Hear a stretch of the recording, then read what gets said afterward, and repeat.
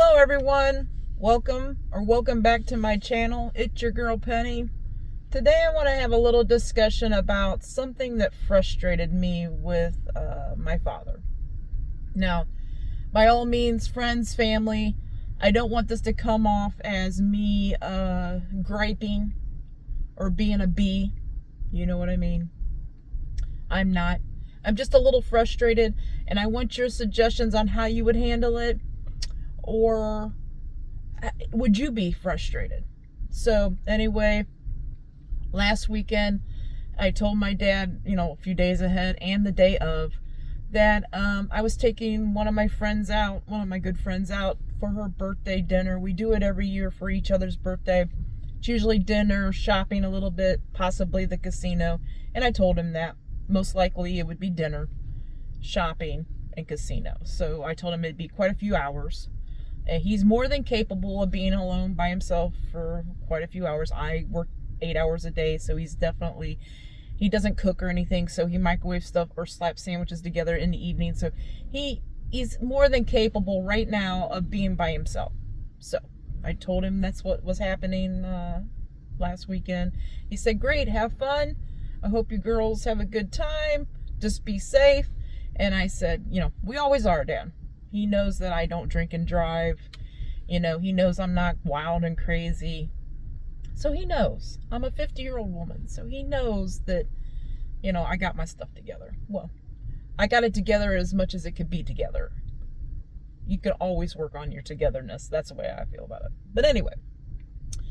So she comes over. She even comes in and says hi to him. Talks to him for a bit while I finish, getting my stuff together and stuff. And we leave. And we go to dinner. And we take our time at dinner because it's her birthday dinner. We get a dessert. We chit-chat. So we're probably at the restaurant an hour, maybe a little more.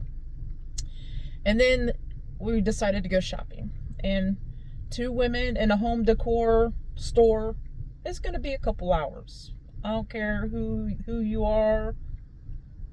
Turn 2 women in a home decor store is going to be a couple hours. So we shop, have a great time, see a lot of cool stuff. We buy some stuff. We're happy with it. We get in the car and I'm like, hey, I need to call Dad just to check in, make sure he's cool, so we don't worry, because, we'd already put in like 3 hours, So I figured I'd call him. I called him. I said, "Are you doing fine?" He says, "I'm doing great. Are you girls having fun?" I said, "Yes." I said, "Dad, I just want to let you know we just got done eating and shopping. And now we're heading to the casino, so it's going to be a few more hours before I'm home." And I do this so he doesn't worry. Sometimes I feel like I shouldn't have to do that, but I do it so he doesn't worry. I'm thinking, that will help him not sit and worry about if I'm okay, when I'm going to be home. This is not the case. So we go to the casino. We do a little gambling. We're not big gamblers, so I run out of my money. We both set amount of money. I run out of my money very quickly. She's, still fiddle farting with hers. And then after we decide we're done spending what we had, what we allowed ourselves to have, we decide to grab something little to eat at the casino, because it had been, quite a few hours since we ate lunch. So we were eating, and ring, ring, ring. Here goes my phone. And it's Dad. And of course I answer, thinking, oh gosh, I hope he's okay. I hope it's not an emergency. And he calls and says, "Oh, when you going to be home?" And I say, "Dad," I said, "we're at the casino. We're getting ready to wrap it up and head home." I said, "But don't time me. I'll be home shortly. But don't time me, So that's the gist of the story. I'm a little frustrated that he's sitting there worried. And he stays up. By the time I get home, after that conversation, I was probably home within 45 minutes maybe. He was still sitting up. Usually I didn't get home super late, 10 something, I think. Usually he's already in bed, but he sat up until I got home. So I wanted to have a conversation with him that night, but I knew better. I knew I should wait till morning, when we're both fresh and awake, and I thought about it for a minute. So the next morning I did tell him, I said, Dad, when I called you and made sure you were okay, you said, have fun, I'm okay. Why are you calling me again, asking me when I'm coming home? I'm going to come home. I said, you want me to go out and have fun with my friends, but you make me, when you call like that, it makes me feel like I have to hurry up and get home just because he's sitting there worried when I'm coming home. I said, Dad, I'm a 50-year-old woman. I've been doing this for quite a few years, getting myself home safely, not drinking and driving, not doing crazy stuff. I've been doing this. I'm more than capable of handling myself. And he goes, well, you're just always going to be my little girl, and I'm always going to worry. I get that. I do get that. But I feel like there's a point where you can sit and worry, but don't make the person, you're worried about feel bad that you're, oh my goodness, that you're just, he's a worrywart. He worries over everything. Somebody calls him and tells him they don't feel good, in the family, somebody calls them, they don't feel good, or they got a doctor's appointment. He's all about worrying about everything until say one of our family members say they got a doctor's appointment and they won't find out the result until like a week. He worries that whole time. The whole time that you told him that, you had a doctor's appointment and you're having something checked out and you're not going to find out for a week. He worries the whole time. Like, he'll get up every morning. I wonder how so-and-so's doing. I wonder how that test came out. I wonder. Oh, I'm so worried. I'm worried. I'm like, dude, you're going to worry yourself to death, basically.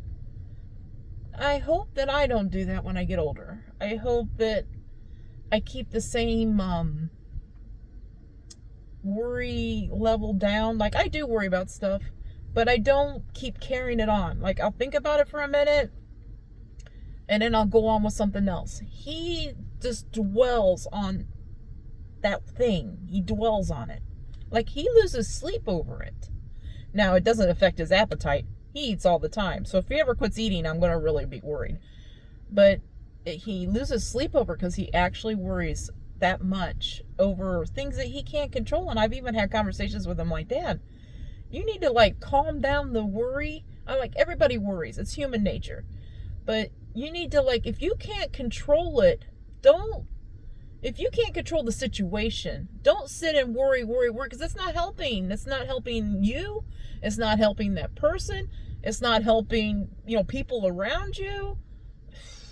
But anyway, I was a little bit frustrated on how I should handle him calling and seeing when I'm coming home. So how would you handle it? Would it frustrate you?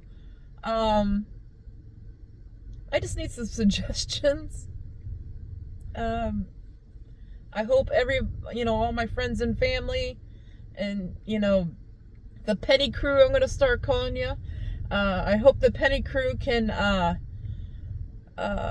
give me some suggestions, or say, hey girl, you did the best, that's how I would handle it.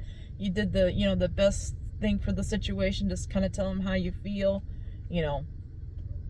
I tried to put it in a soft tone. I didn't want to sound to him like I was being a bee. I didn't want to sound to him like he did something absolutely wrong. But I wanted him to know that it makes me feel like he's keeping track of me, or he's wanting me to stop what I'm doing and get home because I've been out too long. But anyway, everybody, like, comment, subscribe. Everybody that has subscribed and has liked and made comments, keep it up. It's helping me to feel like I'm doing what I need to be doing. I am doing my best. I'm working on it. I know it could always get better. But anyway, have a good day. I'll see you next time. Bye-bye.